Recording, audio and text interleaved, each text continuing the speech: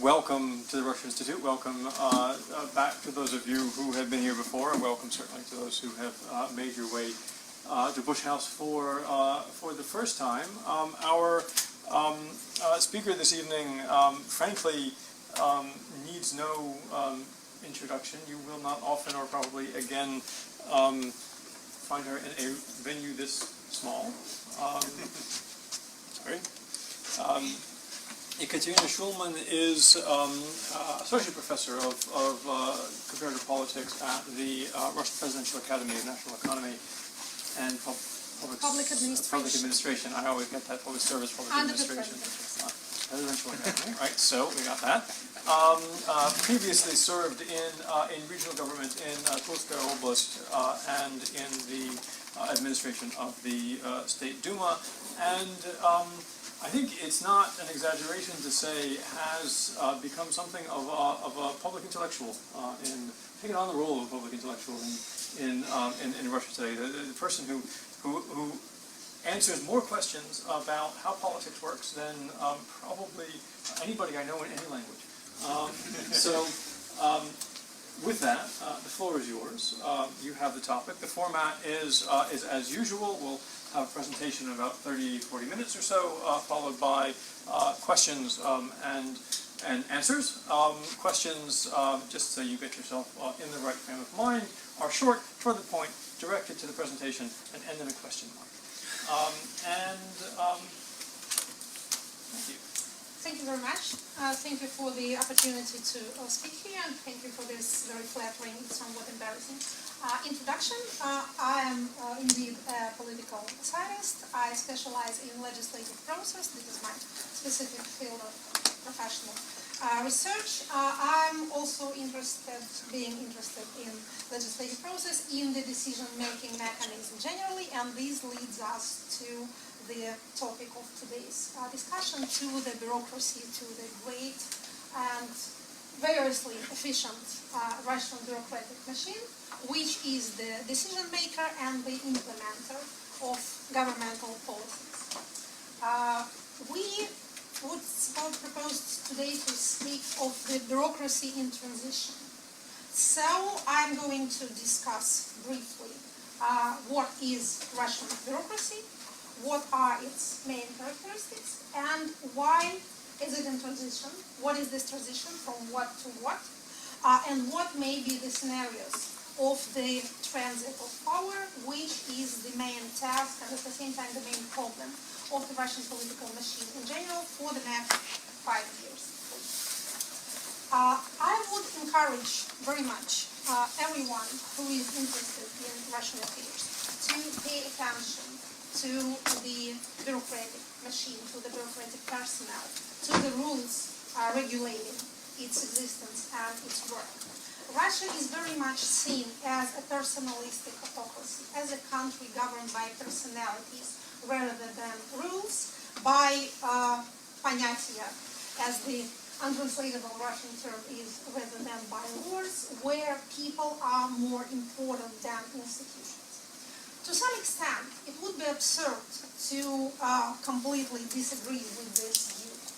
Of course, the political system would scarcely develop institutions in which many of the democratic mechanisms exist only on paper, and many of the democratic political institutions do not fulfill their functions, at least completely, will be more influenced by personal affiliations, by personal relations, by habit, by de facto rules rather than de jure rules, than any developed, stable, well-sustained political system. However, I think that the role and weight of bureaucracy is often underestimated. Studying bureaucracy is the single, well, maybe with the exception of chronological studies, which I would also very much advise anyone who is interested in Russian things to go into, is still the single most useful thing which will help you understand what is happening in Russia. Russian political system is generally very much atavist or statified political system. It is filled with this extensive, numerous, and growing bureaucracy of different kinds. There is the civil service per se, divided into three levels: the federal, the regional, and the municipal or local. Then there is the so-called armed bureaucracy. The army, secret services, law enforcement. The exact number of people serving in this field is not even known. We will talk about numbers a little bit later. Then there is the economic bureaucracy. People serving in state banks and state corporations, the number of which has also been growing, and the influence of which has been on the rise. If you want to understand the importance of this specific sphere of Russian economy, you may read the so-called May Decree, the presidential May Decree issued shortly after the presidential elections of March this year. It may be seen, it may be read as a kind of populist document promising further social spending, but actually it may also be read with more accuracy as an invitation to the state-to-state corporations and to semi-state economic bodies to participate in big infrastructural projects, building roads, building airports, building whatever. They built with the help of governmental money, a kind of invitation to get rich with this big project and with using state support inside Russia now that the international environment is not so friendly to Russian money abroad. Then, last but not least, there's the media bureaucracy. People working for state media, state TV channels, state newspapers, and this numerous army of internet workers existing in more or less in gray zone, but also supported with state functions and with state budgeting. And I'm not talking about anything criminal here. Any regional government, any municipality in Russia employs a small army of its own to write and publish something positive about it on the media. The budgets, which are not often known but can be discovered because it can't be all hidden, are, well, to put modestly, huge. Usually attention is paid to bigger municipalities like Moscow, and of course they have more money to spend. But on its own level, every region and every city in Russia employs the same policy, only with more limited resources. This massive bureaucracy has been growing in numbers steadily all through the last 12 to 15 years. There has been a sharp rise in the year 2014. Since then, the rise has not been so sharp, but still it has always been an upward trend. As for the numbers mentioned, again, it's difficult to name exact figures, but still, it may be possible to enumerate some. We have 21 ministries belonging to the government. Under them, there are 16 federal agencies and federal services answering directly to the government. Generally, the number of structures of governmental level exceed 70. The legislative branch of power on the federal level, it's 15,000 people, deputies and the apparatus. On the Republican, on the regional level, it's 35,000 people. Again, deputies, MPs, and the staff. The most numerous are the local legislators. More than, well, about 600,000 people. Because Russia has 24,000 municipalities. The executive, ministries, services, and their regional branches, which are, by the way, by far the biggest slice.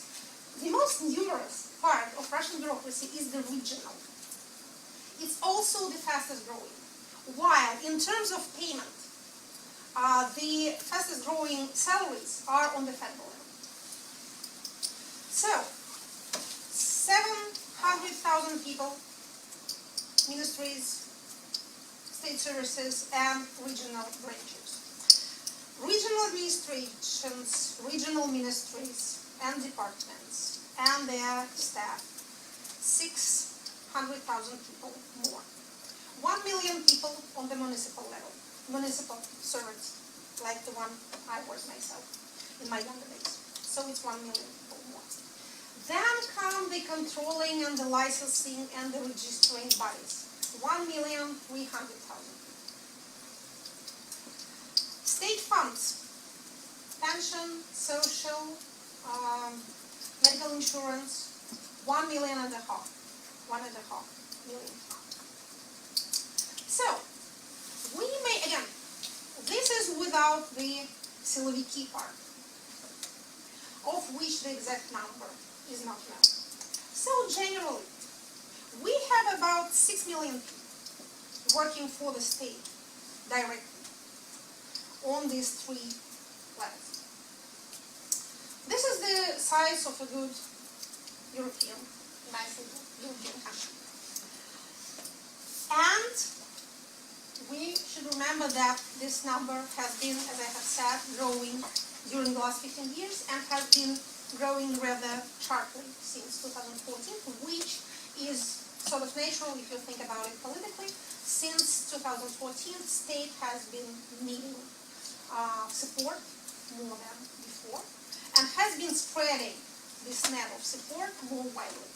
This explains, among other things, the mechanism used for the implementation, for the successful implementation of the latest presidential elections.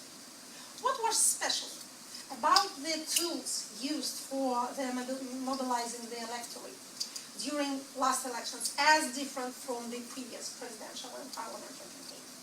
The mobilization of the so-called administratively dependent voters took place not by region, but by workplace.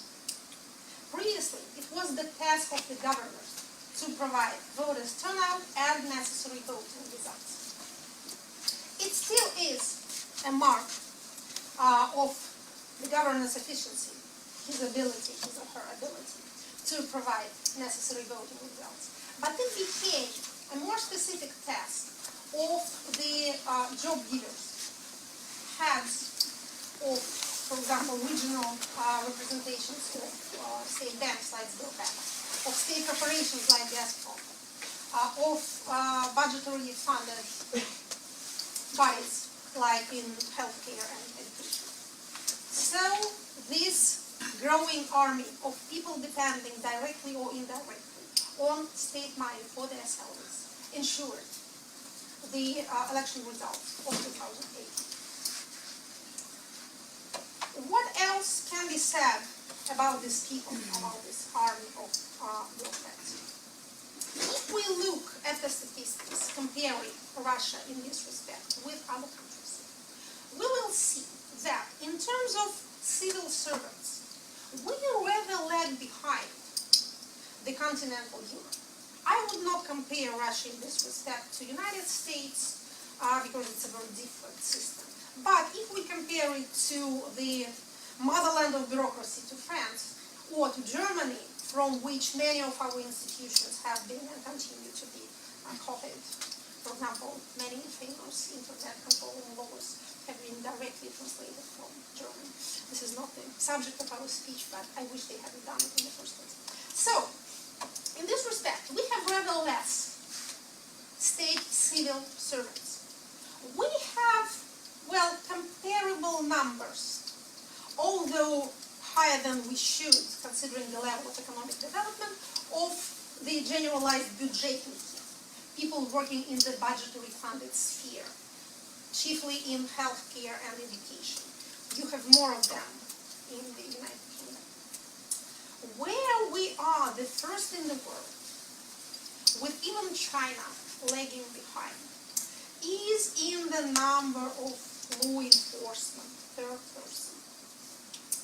And this counts police, secret services, prosecutors' offices, investigative committee, and their regional representatives.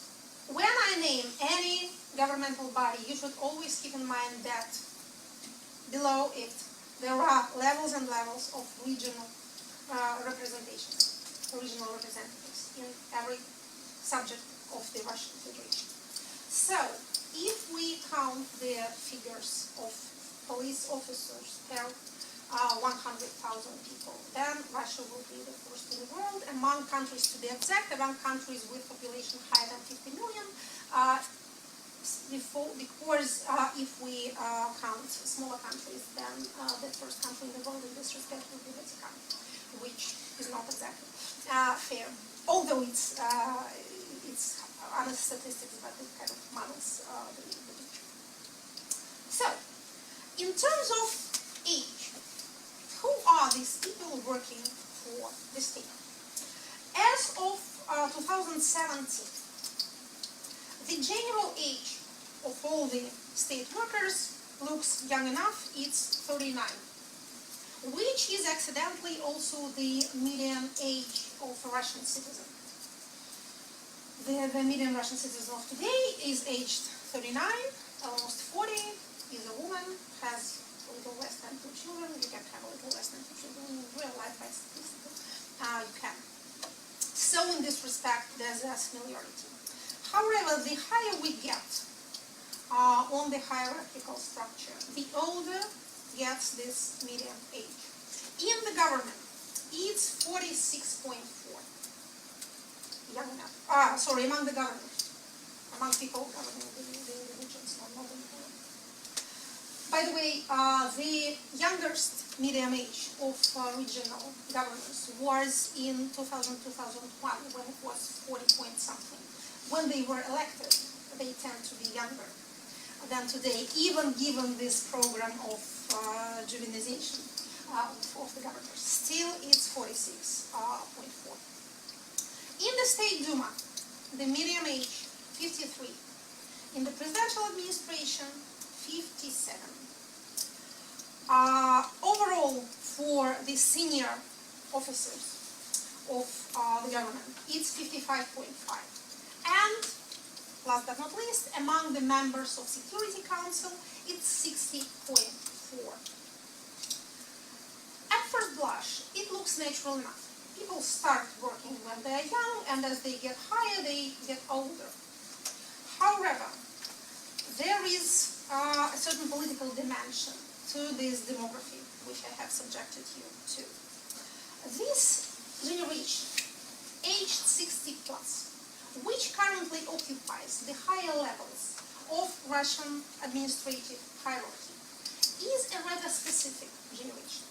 I must make a caveat first. Social science does not support the theory that there are some specific generational values, that actually one generation is sharply different from another, and that people born within the same time strata share certain characteristics. People tend to be like their parents rather than like their coevals, and social environment influences them more than the year they were born in. Having said that, I still have to say that, especially in a country with such dramatic history as Russia, generations tend to be somewhat different from each other. And the generation born in the 50s, which is currently in power, is more specific than the rest. These are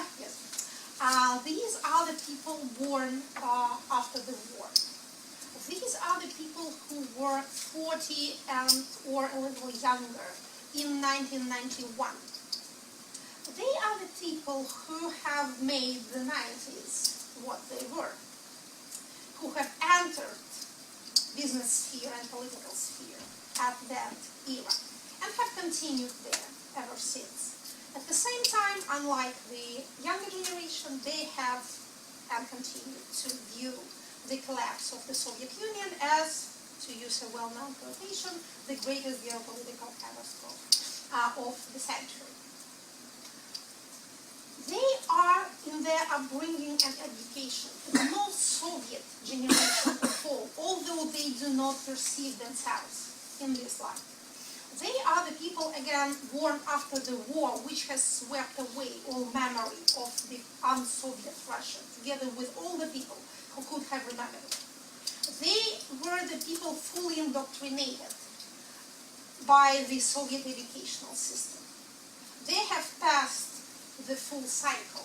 They were the little October grandchildren of Lenin. They were the pioneers. They were members of Komsomol. They were party members.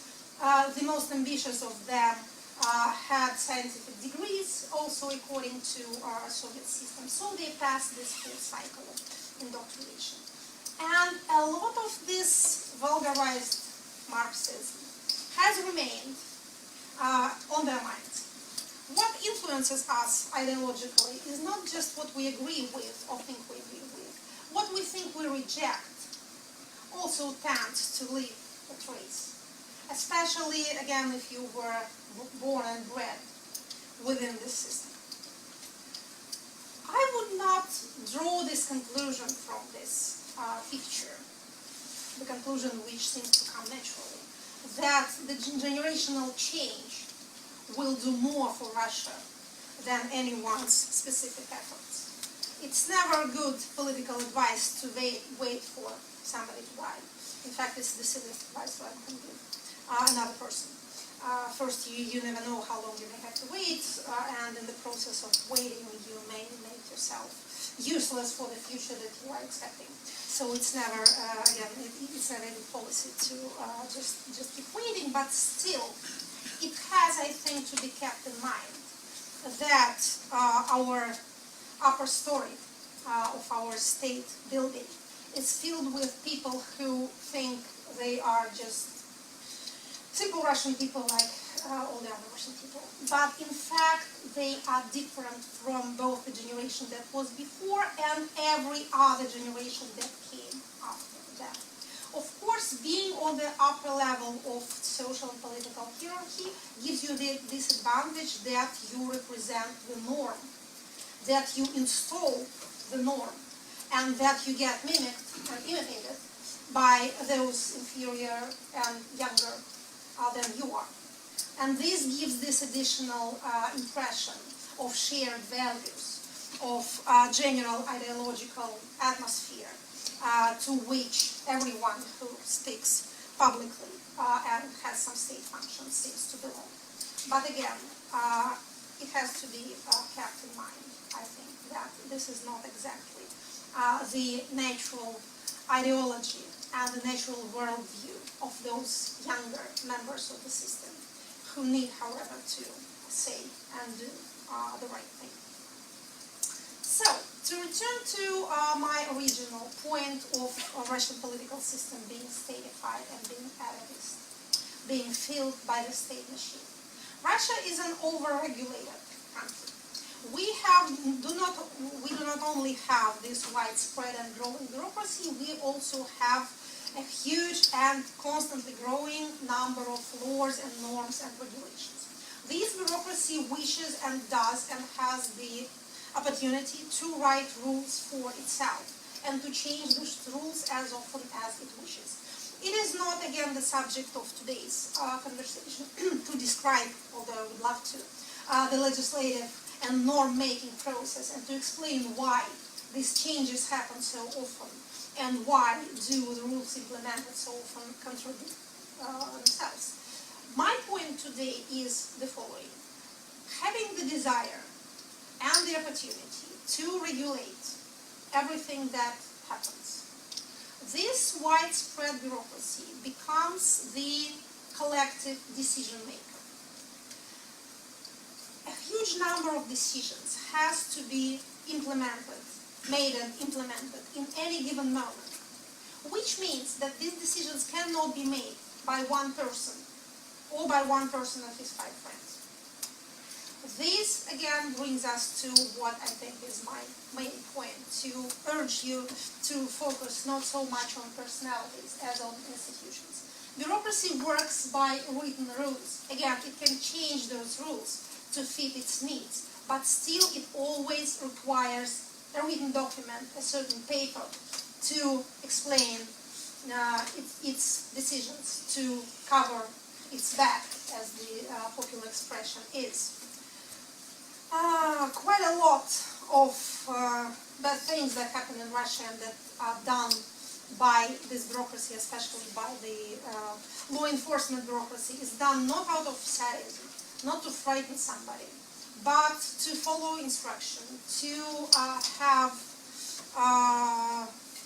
necessary figures at the end of the month, to look good in the eyes of the upper level. People get tortured and killed, and court decisions are made against the law for the sake of shortness, for the sake of regulation. This, in turn, brings us to the problem of power transfer, the problem of change which is bound to happen, for which this machine is not ready, and of which it hasn't even started to think, at least to think aloud, because talking about it is a kind of treasonable activity. But still, given this bureaucratized political field, this bureaucratized political space, we have the constitutional problem of 2024, and we have the natural problem of this generational change, which I have also mentioned. So, if the constitution stays as it is, the current presidential term has to be the last for the incumbent. Given the state of the public opinion, and what is more important than the state, the tendency of the public opinion, which has been known to social science since 2014, and which has lately been manifesting itself in election results, and so it became evident even not to social science, but to every observer out there. So this state and this tendency of public opinion makes it exceedingly probable that the constitutional frame will remain. So, how to deal with this power transfer thing? Not to go into conspirational details, to stay on the open level of open sources and publicly available information. There is a kind of, I wouldn't call it half-hearted, well, there is a kind of attempt to install some sort of meritocratic turnover within this building of Russian bureaucracy. You may notice it in the candidatures of these new regional governors, which are younger than the previous batch of Kremlin's candidates, which have all passed through some sort of training based in my academy that I work in. I do not take part in these trainings. They make them do strange things out there. I have no responsibility whatsoever, but still there is this system, and almost every, with a few exceptions, almost every new government for the last 2 years and a half have passed through this training course. There has been a wide and widely publicized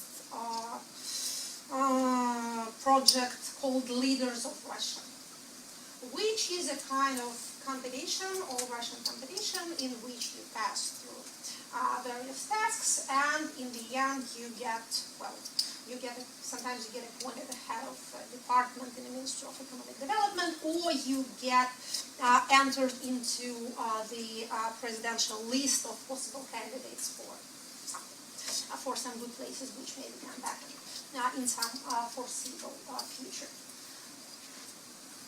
Among the autocracies, personalist models, if we count Russia among the personalist models, have most problems with power transfer and with the rotation system in general. They tend to operate by personal connections and sometimes by direct kinship.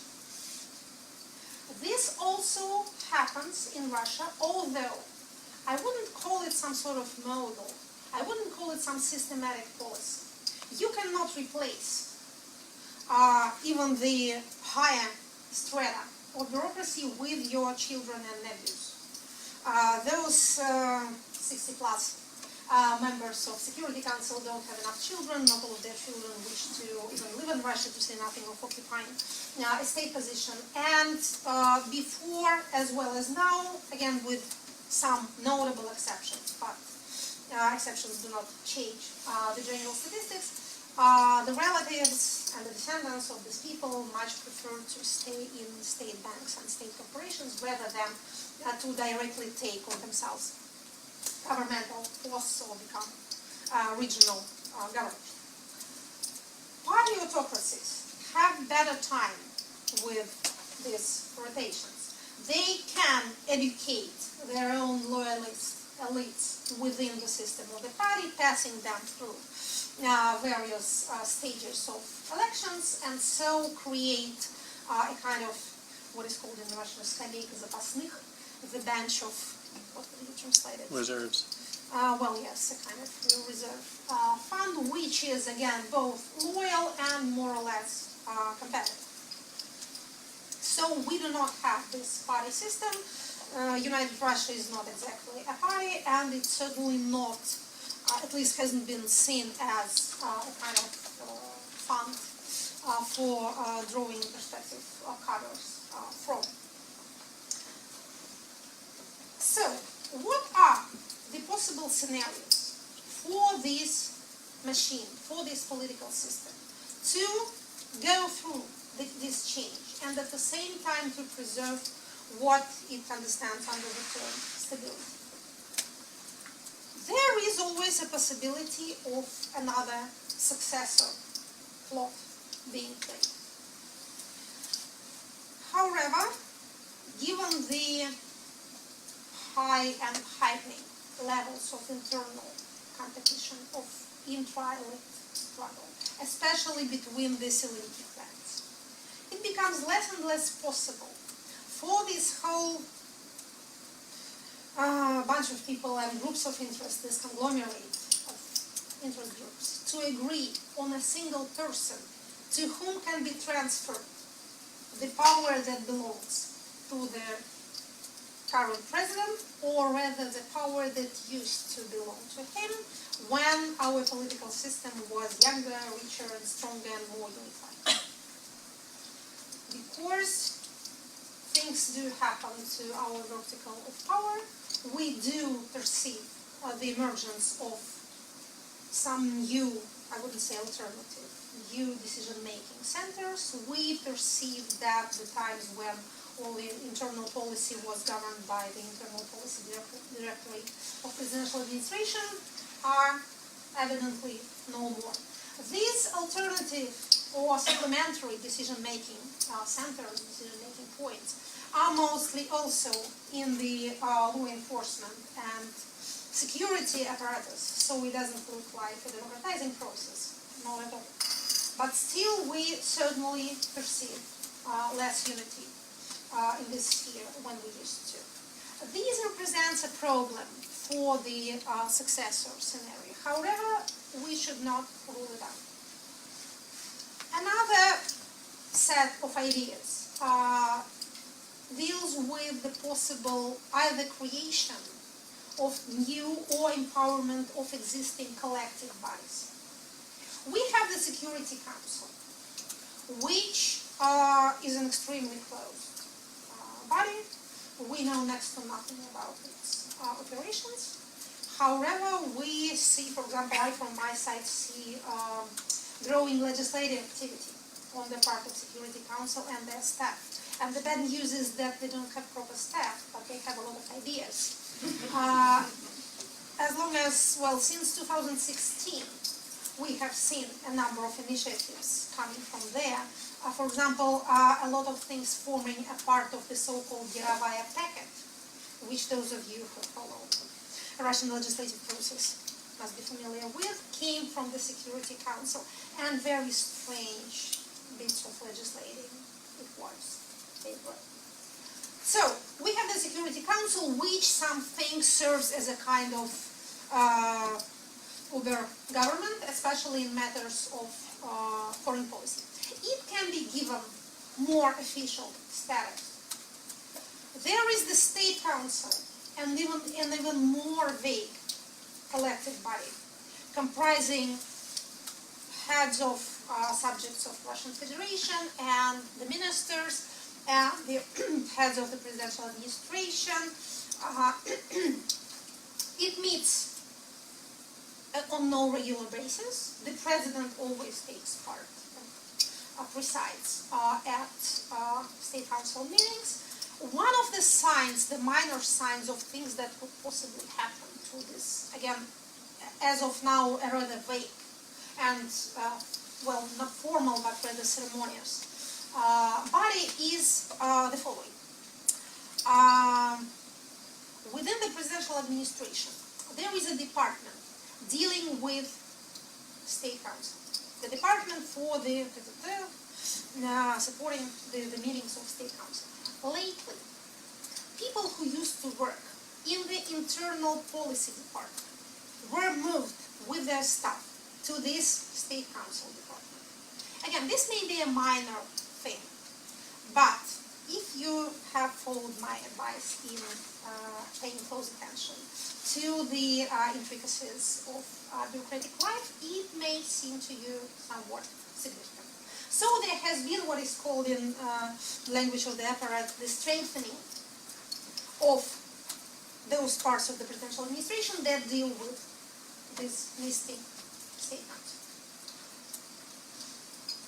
Then you may create, of course, an entirely new collective body, name it something, make the current president its head, and try to transfer some of the powers and some of the responsibilities of the president among, for example, the head of the government, the head of this hypothetical collective body, and the new president.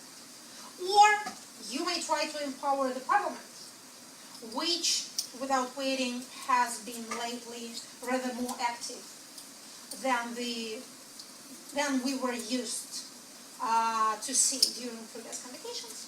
This has been mostly put up to the personal ambitions of the new speaker. Again, we tend to personalize political processes, but it has been, in my eyes, more objective than subjective, more institutional than personal process. So the parliament is trying to get back control over its own functions, which belong to it by the law, but have not been used in previous years.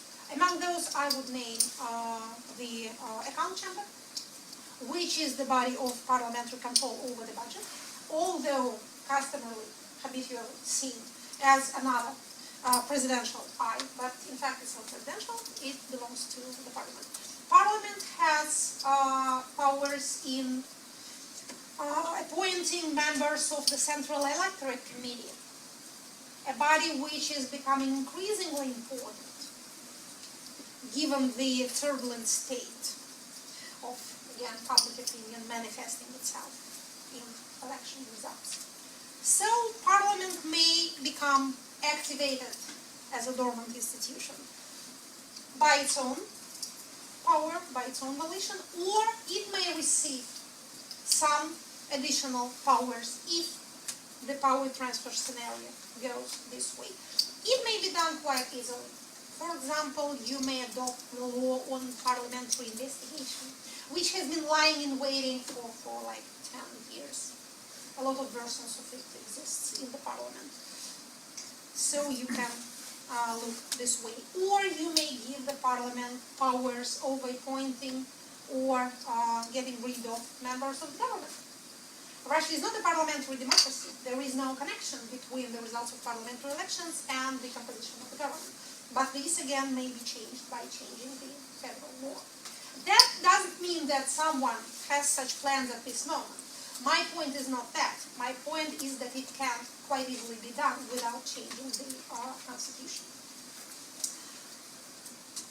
So, these are the possible ways in which the system can save itself from radical changes to which it is naturally averse, while at the same time keeping the political regime more or less intact. There are more exotic or if you would like to say so, more radical scenarios. One of them is the so-called Belarusian connection. Again, I do wish it will not be taken seriously by anybody with any decision-making power, but we do have a union state, which is at this moment a purely formal union between the Belarus and Russia. You may try to make it less formal, or you may even fancy having presidential elections on this level. There is, of course, a little obstacle in the form of the country of Belarus and its political elites. The last thing they would want is becoming part of Russia or some Russian-led union in any way. However, given the the figure of the current plenipotentiary envoy to Belarus, who is supposed to be a person in special trust of the president. But then again, here we're entering into the murky field of political gossip, but still it's useful to keep an eye on this direction also. So, these are again the possible power transfer scenarios. What we do not see the signs for are any kind of disruptive or catastrophic development of events. We see a broad and growing dissatisfaction with current governmental policies on the part of the people. These again is a separate subject which needs more time than we currently have, but still to generalize, this dissatisfaction has already very visibly touched the ratings of all the power bodies and of all the public figures, including the president himself. It has passed from dissatisfaction with the social and economic policies, which used to belong, in the public opinion, exclusively to the government, to the general feeling that the country is not going the right way, and in this way it began to touch the presidential rating, which during the previous years used to remain intact, the so-called Teflon effect. This effect is no more.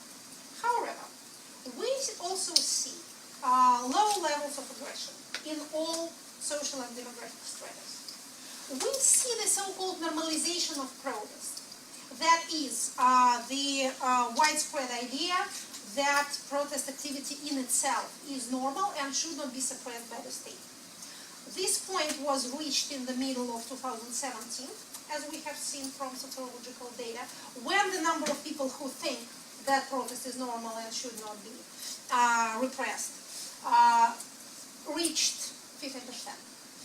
So now slightly more than a half of Russian citizens think that no matter whether they themselves want to or need to or plan to participate in any protest, meeting or rally or not, generally they think that it's a normal thing to do so. This is important because it means that it shows us that the so-called Maidan fright, Maidan scare, which has been one of the most efficient tools of state propaganda, has rather faded in its appeal. At the same time, again, let me repeat, we do not see either materializing of mass protest or any aggressive tendencies or trends on the part of any part of the population. People much prefer the so-called legalistic forms of protest. Voting or not voting, signing petitions, organizing in active groups or NGOs, writing letters, going to court, by the way, and increasingly popular activity for the Russian people. Yes, they have not been used to going to courts much, but now it's quite popular. So we do not see any reason for any immediate or impending violent outbreaks on the part of big masses of the population. Then again, to create a disturbance, you do not need 50% of the population of voting or even 10, you need a determined group of people and a general agreement on the part of the others that they have reason to protest. At the same time, we should not underestimate the weight and stability of the bureaucratic machine which I have tried to describe. With the state becoming this prevalent job provider, this also had the consequences of state service and even service in police and law enforcement becoming a kind of social lift for the younger people, especially on regional and local level. For a young person with high education, or for a person returning from doing the army service, going to the police, or, again in cases of you having a high education, going to a local administration, to a regional administration, seems like a good career step.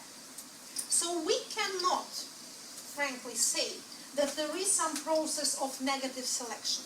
It is not the worst people who go to serve for the state.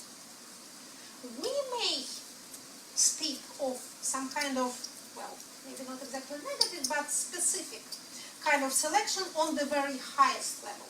Remember the age difference between this highest strata and all the rest of them. During the discussion of every reformist plan that has been drafted in Russia for the last 5 or 7 years, I've been present at some of such discussions. The question, what is the support base for any reform, usually gets the answer, it's the second tier of the bureaucracy.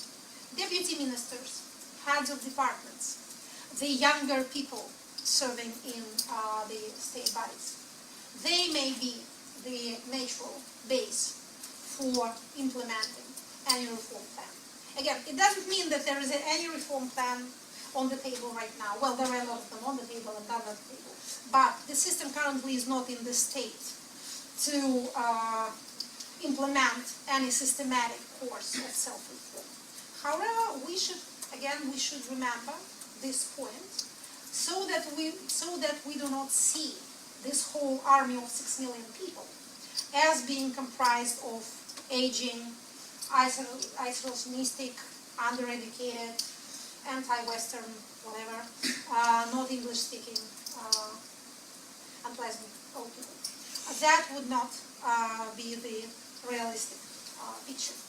So I hope I have somehow shared with you my sympathy for the bureaucratic class in Russia, to which I used to belong for many years of my happy youth. So I would rather naturally have soft support for it. Yet, if you cannot sympathize with these people or relate to them emotionally, you can at least remember that by watching the life of the bureaucracy. And the good point is that you can actually know quite a lot about what is happening, because bureaucracy operates by written rules, and written rules are open sources. And I would encourage everyone interested in anything to prefer open sources and publicly available information to every sort of gossip and anonymous Telegram channel out there. Always work with papers, always read the documents, and you will know both what is happening and what is going to happen without the disadvantage of the white noise, which is the unauthorized information which we are all subjected to. Thank you for your patience and attention, and I hope now we may have the questions.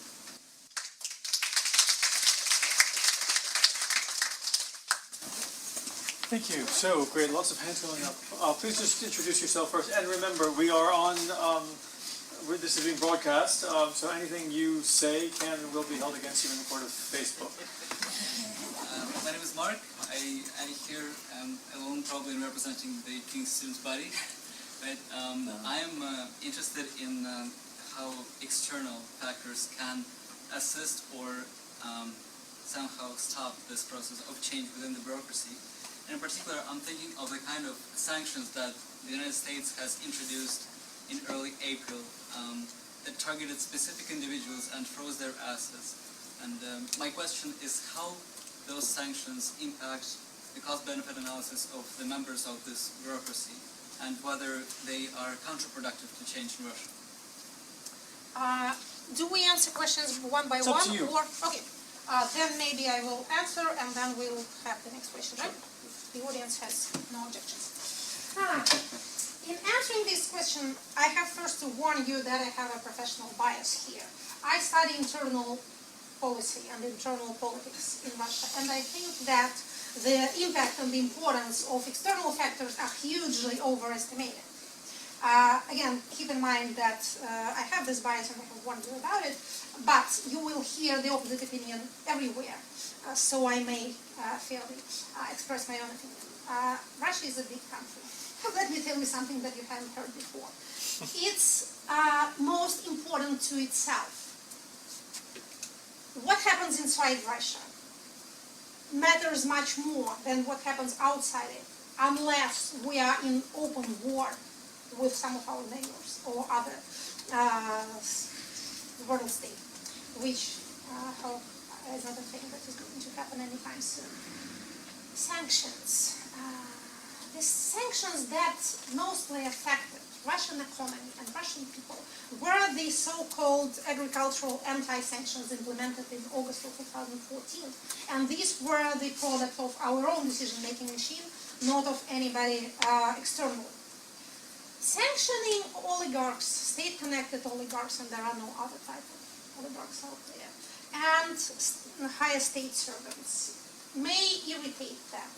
But you have to understand that the benefits they derive from belonging to the system hugely outweigh those losses that they may sustain or have sustained from any sanction policy.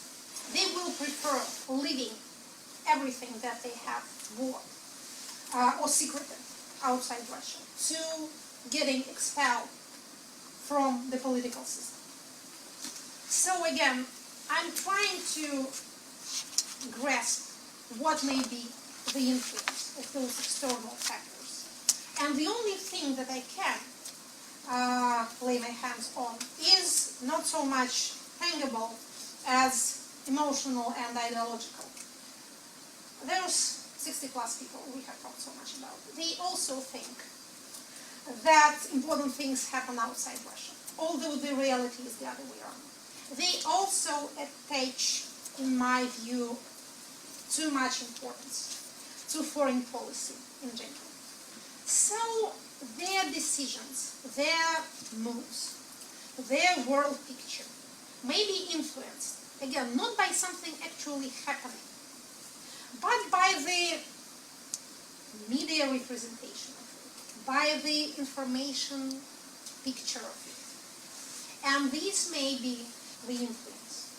So it's more about mind games than about influencing Russian economy as such. Again, I'm not an expert on foreign policy, not at all. Not on sanction policy specifically. So I look from my own point of view, but this is what I see. Okay, I've seen now 5 other hands. Do you want to keep doing them one by one, or should we collect them? Or If we collect them, I'll forget the first one. okay. So the next hand I'll start with is Ben. Thanks, Ekaterina. Ben Noble, University College London. So you ended your speech with something that I've heard you say a couple of times, that we can learn everything we want to from open source documents. We don't have to worry about gossip and Telegram. But that does go against something that you said in your talk about the Security Council. You said we don't know very much about this shady body. I might be paraphrasing. And I'm interested then to follow up a point that you made about the Security Council and the odd ideas that it has. And we've looked at some of that together, specifically the Arab Law. Are they odd because they're a hodgepodge, a mix of ministerial ideas that somehow are thrown together in an odd way and you end up with a Frankenstein?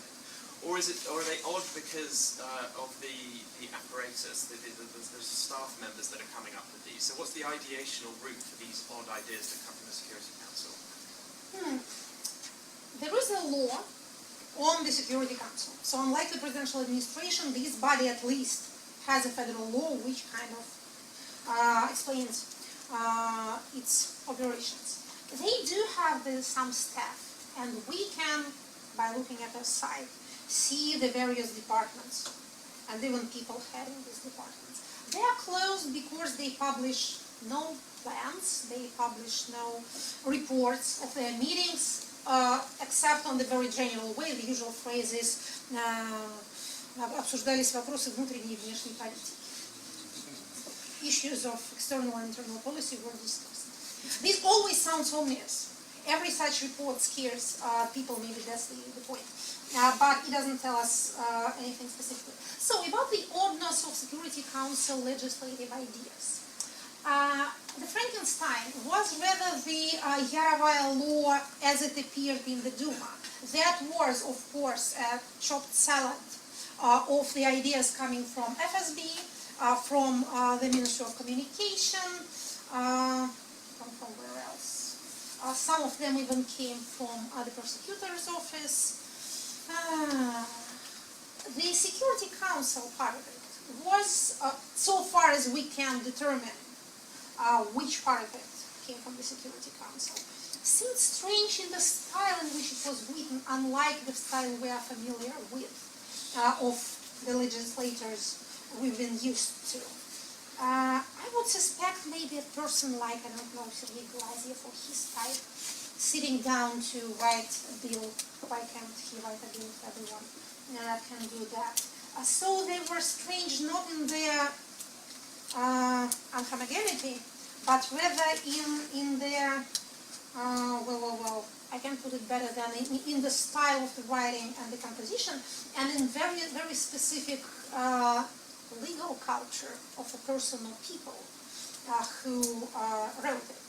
I must say that the law of Yarovaya got heavily amended during its passage through the Duma, as we know, and the wilder things in it got edited out. However, as it was in the form in which it was implemented, it's bad enough. Right now, some of its positions are coming into force, and they will make mobile connection more expensive for Russians who have been used to some of the cheapest mobile prices in the civilized world. So, coming to the beginning of your question, there are some things that we would wish to know and that we can't know because there are no open source documents, but I do not think that we can help ourselves with going to the gossip market. We will not be any wiser as to what happens at the Security Council meetings. Katri. Yeah. Katri lead European Council on Foreign Relations. Met as well, I believe, at one point. I agree with you that generations are different and to play a role in a country like Russia. So I was wondering if you could describe what has shaped the younger generation of bureaucrats, the one who are coming to power in their 40s, I suppose. What would be the defining factors for them? And secondly, is there anything we could say about selection mechanisms, positive or negative or self-selection or whatever, about people who enter foreign policy sphere, foreign ministry and sort of related institutions? By the younger generation of bureaucrats, what age would you? 40s, I guess. 40s. Yeah. So, again, given the idea that there are no specific generational values as such encapsulated in a certain generation, I would say that those 40 plus, people aged 40 plus, which form quite a weighty part of our power pyramid, I would call them mostly opportunistic. Again, this has its good side and this has its bad side. The bad side is self-evident, but the good side is less evident, but also present out there. They are quite often well-educated people. They more often than not have experience in the private sector. They do remind one more of the normal bureaucrats in other countries than of anything exotically Soviet. But they very naturally have to follow the trend, have to adapt to the system. And if you not just enter state service but remain in it and prosper in it, that means that you are good in this game of opportunism. I think it's more or less like that everywhere. But maybe in countries with less of, well, tradition and more of changeable environment, people have to adapt more to the person of their boss than to the body that they serve. One point which I think is worth mentioning here. I have said that this bureaucratic apparatus has been growing. What exactly, what parts of it has been growing? Mostly it's on the regional level. They were the fastest growing part of it. But we have the so-called first facials, the first people, the bosses, and we have the second tier, deputy heads, and the people directly serving the first person. In-house analysts, press services, secretaries, etc. So this, not the head, but this collar part of the bureaucratic body has been growing fastest. On the lower level, people who work directly with the people, they are few in number than they should be. And when there is another campaign of let's get our apparatus smaller, which is a popular thing and it happens from time to time, those two fall victim to it will be people at the ground level, where actually, again, we should have more staff, not less. For example, if we take the example of police, which is Korea, the local policemen always get less and less in number.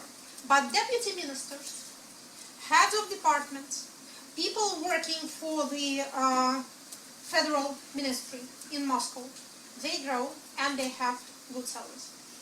So, those of your 40 years olds who belong to this collar level or the neck, if you would have it so. So we have a rather big head, then a huge collar, then this rather big body, and then quite spindly legs in the bottom. So if you try to imagine it as a human kind of figure. The closer you get to the first tier, to the first persons, the more you have to, again, adapt yourself.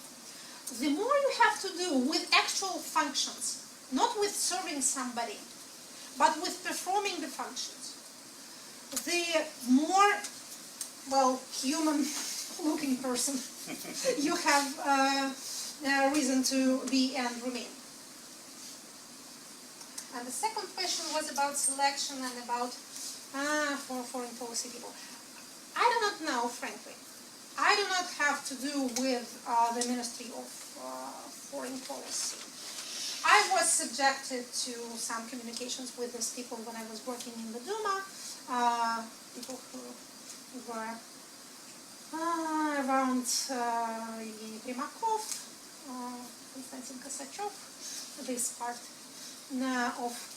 of the Duma population. And again, I do not think that my personal impression will be of any use to anybody else. I know that the mid people mostly come from the Gimor Institute. They all get educated there. For some reason, a lot of them tend to have alcohol issues. But this again, maybe we do not have the general statistics on the subject. And they have always seemed to me to be, well, what is called systemные люди, the systemic type of person, not prone to initiatives, radicalism, speaking out, anyhow manifesting their personalities. But again, this may be just my my personal experience. So the next three I have on the list, in the order again that I saw the hands, were Svetlana Anya, and in the back, I don't know your name, I'm sorry. But so Svetlana, please. Talking about young people, there was a drive by Surkov a long time ago to develop state-sponsored youth organizations who he hoped would help fight opposition on the streets, but also they would get some access to the social lifts to get into government or state related corporations and so on. Now that these efforts, have more or less failed, and they're developing the National Guard rather than these national organizations and so on, are there any opportunities for provincial youth actually to get into these structures of power? Yes, I'm happy to agree with you on the failure of these youth organizations. Nothing came of it. Luckily, a lot of money has been spent, and some innocent young people were subjected to what they should never have been subjected to.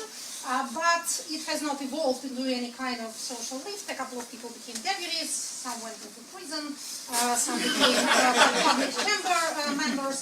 So it doesn't look at this point much like a career lift. Again, which we should all be thankful for. It was a bad affair from beginning to end. There are some youth organizations belonging to every parliamentary and non-parliamentary party. There's Rosmolodezh, the federal agency for youth affairs. They hold yearly meetings in what was previously Селигер, now it's called Клязьма, территория смыслов. I was a speaker there this summer. Nothing bad happened to me, either there or after that. But it's not on the scale of previous women efforts. So about social lifts for younger people, I have said a couple of things about it already. I can repeat that counter-initiative, strange as it may seem to you, but serving in the army and then going to the police or to the National Guard is a very good sort of social lift for the provincial young people without higher education or without, ambitions in this respect. It gives you social position, certain security, payments, perspectives, so it's not so bad. For those not inclined towards law enforcement or legitimate violence, there's the civil service. Well, again, I can cite my own experience. It was a long time ago, in the 90s when I was way younger, but still you can enter the lower ranks of, for example, a municipality while being a student.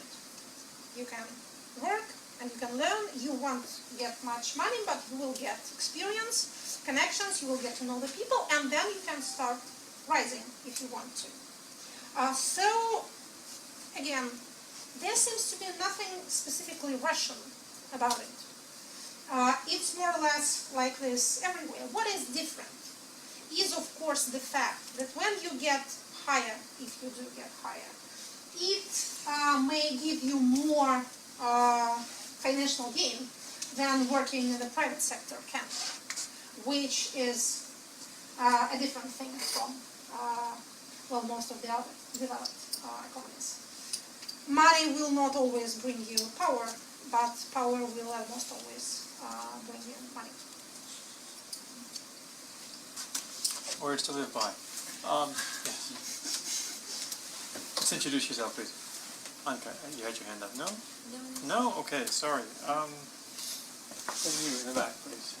Jonathan Wiggin. I lived and worked in Russia for 8 years and ran Russian companies. I was interested in your potential scenario of a transfer of power to parliamentary democracy, but I was wondering how that could be even theoretically possible in a country where, as far as I'm aware, there are no real political parties, and there are no individuals who've been brought up with the kind of experience of real political party life that would enable them to form these parties and fight democratic parliamentary elections and then run the country? Sorry, there was a question mark on the end. Yes. The way you put it, I would never have put it myself. Transfer of power in the form of parliamentary democracy. Well, it's pleasant to pronounce these words, but this is not a scenario that I have been trying to describe. What I was attempting to say is that certain empowerment of existing elected bodies, including parliament, can be one of the steps towards a peaceful transfer of power. When the current political machine realizes that the whole volume of powers and responsibilities vested in the current president is untransferable to any single person, and in a year or two they will come to this conclusion, I suspect. They will understand that some of these powers has to be transferred somehow, distributed where? Within the system, not of course outside of the system, not given to the people or to the non-parliamentary parties. As to the party system itself, it will be subject to changes, both natural and unnatural, both objectively motivated and intentional. The four parliamentary parties currently sitting in the Russian Duma, each in its own way, has to also to go through this power transfer phase for natural, generational reasons. The only party more or less resembling a real party is the communist one. Their chief strength is their branches of regional representation. They do have regional and local presence, and they have people there who have election experience. They need to also do this transfer thing. It's difficult for them. It's more difficult for the LDPR party, which is a one-man orchestra, and this natural aging process may be just a catastrophe for them. Справедливая Россия is a strange kind of organization, falling in popularity, even when all the other non-United Russia parties are gaining votes because they are not United Russia. On the aftermath of the current wave of regional elections and their results, the presidential administration, the federal political management in general, is full of thoughts about what to do with the party system.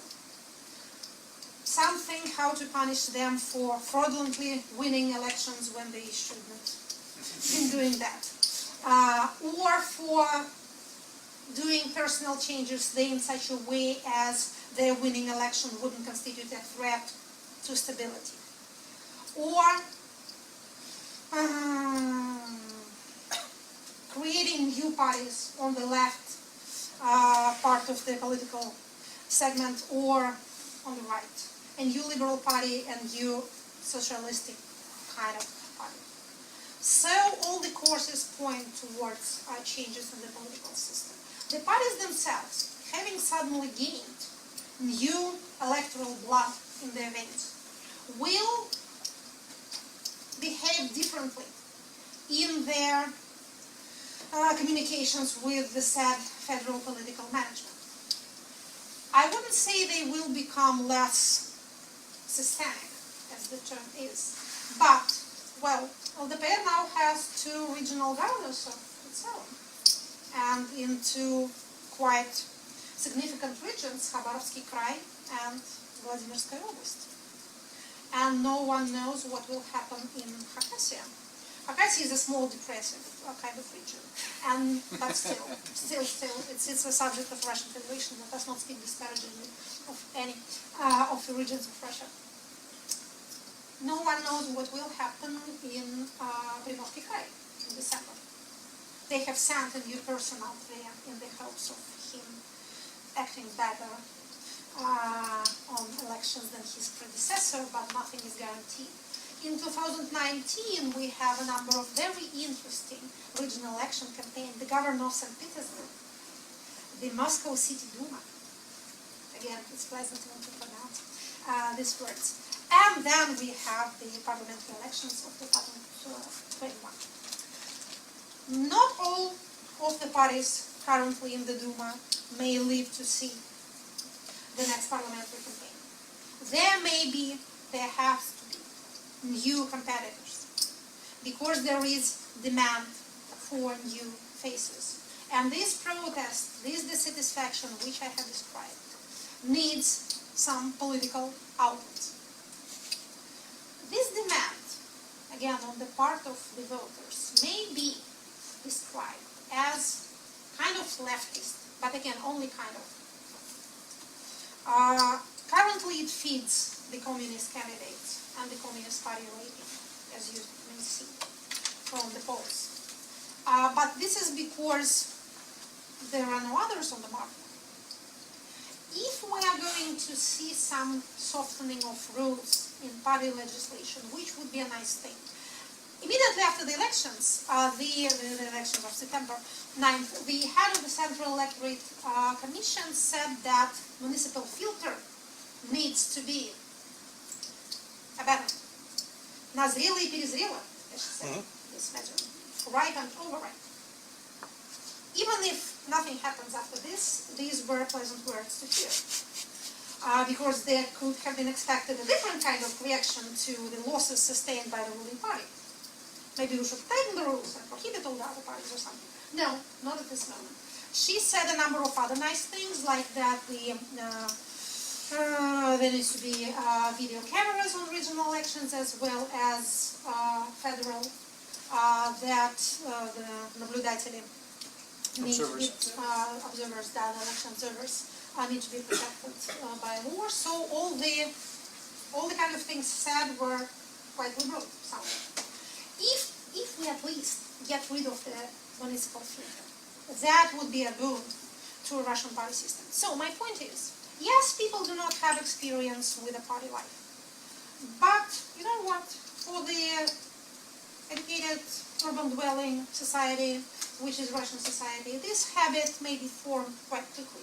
There is a demand. We can sense the demand. It makes use of even those imperfect and scarcely existing instruments which are now in place. Given a little more legal opportunities, this demand will make itself felt in even more evident ways. So, lots of questions. Before I come back to the hands I've seen, I do want to abuse the chair for a second and ask a follow-on question directly. Partly something you said when you were describing how there's this demand for a left-wing party sounded a lot like Surkov some time ago talking about the demand for Bureaucracy. But my question actually is about the regions. Is there any chance that the response to the likelihood that there will be 3, if not 4, regions not governed by United Russia through direct elections is increased autonomy for regional governors in economic management, taxation, things that would allow them to govern differently than United Russia governors? Well, Russian budgetary system is strictly centralized. Money goes to the federal center and then are redistributed towards the regions. The governors do not have much autonomy, and they can't make it for themselves because they can change the federal law. They can change the budgetary code. So, of course, whoever becomes the governor works with Moscow.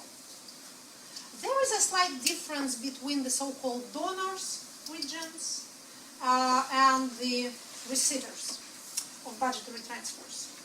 The donors have slightly more leg space, I would say, freedom of movement, but still, no, not at this moment. They may speak differently, but again, they can't rewrite the law. They can't rewrite either the tax code or the budgetary code, and this is what governs the region-center relations. But you don't think Moscow would want to rewrite that code now?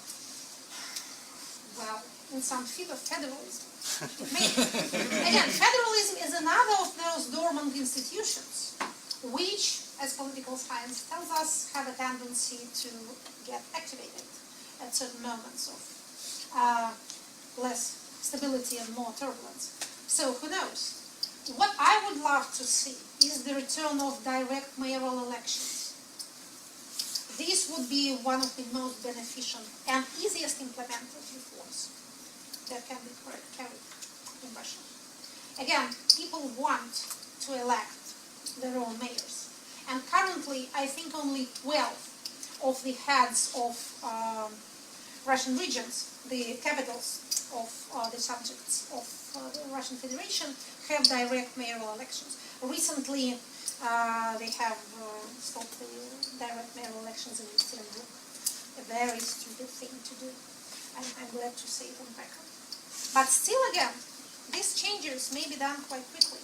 It doesn't cost much money, so we can return to the system. This, again, from the point of view of the federal political staff, it will kind of soften the general dissatisfaction. It will allow people to change the local bosses without changing the political regime up there. So it may serve their purposes as well. This gives us some kind of hope for changes of this kind. Okay, so we've got 6 minutes, and I've seen 4 questions. So can we take the 4 questions as a group, and then you can address them as Okay, you and can. then I'll try to answer as Yes, okay. laconic Over, as I please. possibly Keep the can. questions brief. Ofer Friedman, King's Center for Strategic Communications. However, I have a quite specific and short question. So you spoke a lot about the size of the bureaucracy. What is, I understand you don't have a number, but in your rough estimation, what is the percentage of Russian labor market employed directly, like bureaucracy, teachers, doctors, or indirectly, like state corporations, Rostech, Roscosmos, Gazprom, by the government? So what is the percentage of people where their salaries are controlled by the government? Okay, while you're counting, the lady in the white shirt. Sorry. Okay. Did you have you had your hand up? Oh, so sorry. Before I ask my question, I want to answer just yours. Briefly. Just a week ago, I saw Gleb Nikitin, a newly elected governor of Nizhny Novgorod region, and he was asked the exact question you was asking. What the percent of regional budget you have in your hands? He said 7%. Right. And my question to you, my name is Marina, I'm an analyst on the Russian Policy Union. I remember when Sergei Kiriyenko came to the presidential administration, you was invited speaker on the closed event of experts. The first part was open, second one was closed. And after this event, I had a feeling that institutions, Sergei Kiriyenko want to, give a second life to some institutions like Duma became stronger and other things had happened. But you said that you do not think that the power transfer, the succession variant, is not very probable. But why do you think so? Could you touch this? In general, I agree that many institutions was empowered, but why succession is not so probable? Because these people, 60 plus, they used to be in Communist Party, and power transfer in the Communist Party was done, in succession way. Usually involving death. Yes, please. All right. I'm Daniel. I was a student here last year in the War Studies Department. I have a question regarding recent protests in Ingushetia and how do you see the impact of transfer of power on North Caucasian republics? Is there any chance of relapse into conflict, let's say? Okay. And last question, Maria. Maria Loganov from Russia. So my question may be too broad, but if you can touch upon this just a little bit. Opposition and bureaucracy and corruption of bureaucracy. Specifically, what does bureaucracy think about Navalny?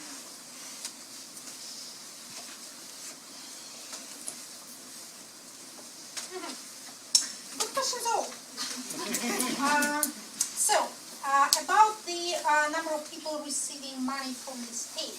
In fact, I do have certain figures which may give you a kind of general estimation. So,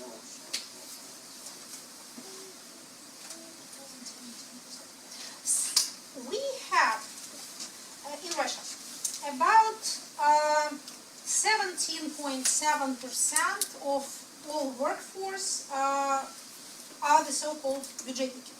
Mostly teachers and doctors and people working in housing facilities, also in numerous class. In state corporations, we have 12.9%, almost 14%. About 2% are the generalized силовики, and 1.4% civil servants as such. How much is силовики, you said? 1.7, almost 1.8 actually, closer to 2%. So, if you sum up these figures, you will get about 30%, which is not overwhelming, but still, it's a good sized strata. So, to your other questions. I'm rather confused by the news that I have participated in a secret meeting with Kiriyenko at the time when he became deputy head of the administration. No, I did not. I must confess I was in the presidential administration once. I wouldn't call it a secret meeting. Okay. So It was an event. First day. wasn't it in the Duke? No, it was you and Nazarov and many other experts, and it was just like a brainstorm as far as I understood. So people just expressed their opinion where countries should go, how it should be done. Wasn't it in the Center of Strategic Research in CSR? Something like this. If so, because the Nazarov's name leads me to suspect that it happened in CSR, but this had nothing to do with Kiriyenko whatsoever. So, about my ideas of the probability or improbability of a single successor scenario of the Medvedev type of plot. Why do I think it less possible, although I would not rule it out? I think it will be increasingly difficult for all the interest groups to agree on this single candidate, given that this candidate will receive in its entirety all the powers enjoyed by the current president. This played out in 2007 because the president became the prime minister. So they kind of stayed in the same power space. But now we have a different problem to solve. We need to somehow do without the fully present president figure. So this seems to me to be an obstacle. It's not unsurmountable. They may come up with some miracle person who will satisfy all the groups that are constantly at each other's throats right now, and then they will agree on this. What I would like to add on this point is that the less popular the current president is, the more difficult it will become for him to single-handedly appoint a successor. Any successor has to be a product of agreement of these power groups.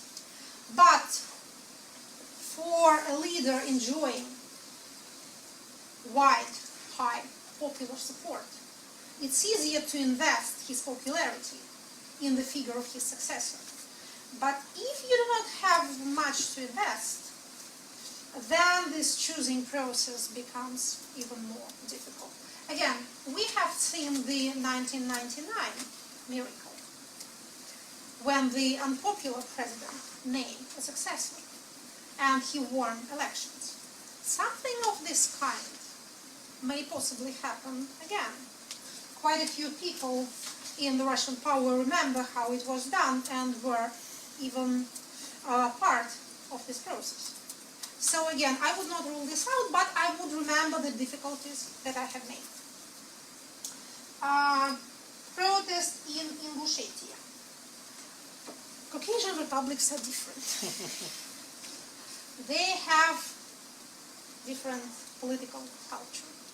They have different societal norms. They have different composition of power. You may see, for example, that there is no such thing as, for example, violent police reaction to mass rallies in the Caucasian republics. You don't beat up demonstrators over there. People get out and then they peacefully return to their homes. You can't do this in Makhachkala like you do it in Moscow or in St. Petersburg. You don't beat up somebody's child or nephew. The clan system, paradoxically, softens the mores a little bit. So this explains why it is possible to protest in Ingushetia on such a scale, while it's not possible to do this in Moscow Oblast. People do this in Moscow Oblast also, when they are dissatisfied with the trash collection system. However, in Ingushetia, the power has to pay much more attention to what the people do and to treat lightly. So they will try to compromise. That's my first point. My second is that it doesn't constitute an example to other territories. Again, even мусорные протесты in Moscow, around Moscow, in Yaroslavl, and now even in Arkhangelsk, they constitute a model. But whatever happens in Northern Caucasus stays in Northern Caucasus.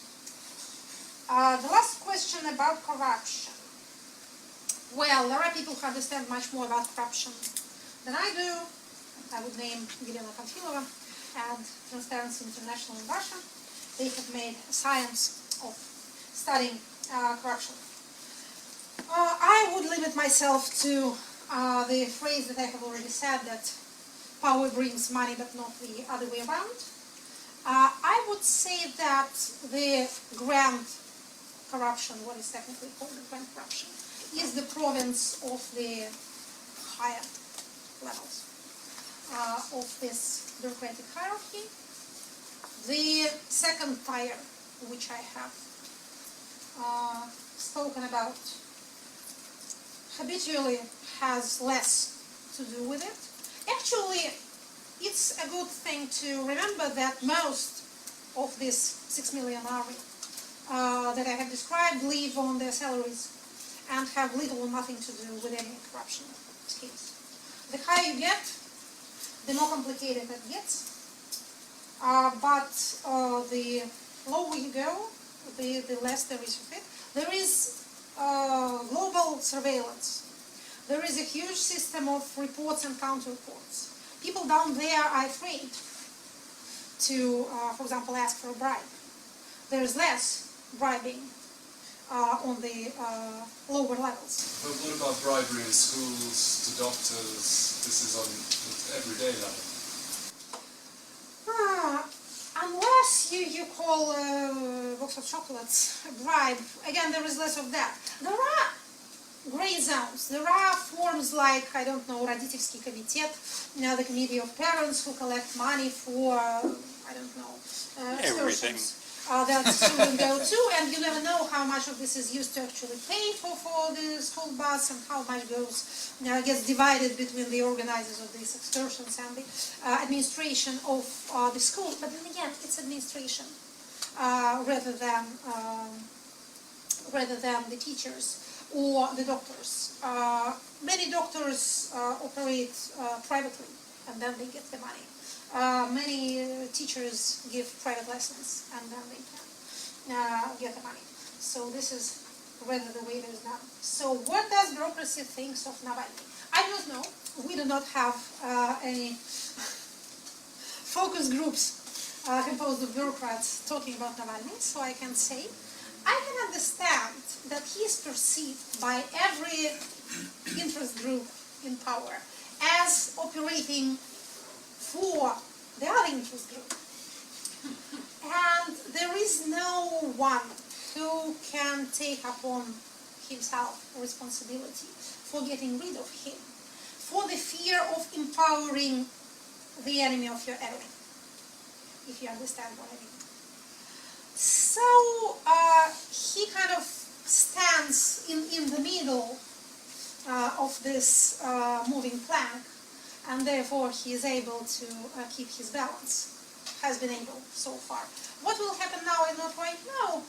There is a rather irrational kind of panic after the September elections up there, and these falling ratings are seen with a kind of religious dread, which I think is quite misplaced. They are less of a threat to political stability when they think, but still there is anxiety. And when people used to simple decisions get anxious, it may lead to unexpected results. So what was not possible before may happen now, but then again, I hope not. I hope these competing groups will, as usual, counterbalance each other and prevent any, well, outbreaks. Great. A couple of announcements before I close the proceedings for the evening. We will be back in here as usual next Monday, same time, same place, with Paul Chasty from Oxford, talking about what was it? His new research on public support for presidential term limits in Russia, actually. So, will there be a record? Apropos. That's up to him. I haven't asked him yet about because I won't possibly fly to London, but I would love to hear it. And the next day, let's see, that building, I think a couple floors down, we will have Sergei Guriev here from the EBRD talking about work and labor in contemporary Russia. So stay tuned for announcements and tickets for that as well. Thank you very much for being with us here this evening. Thank you for your questions, and please join me in thanking our speaker.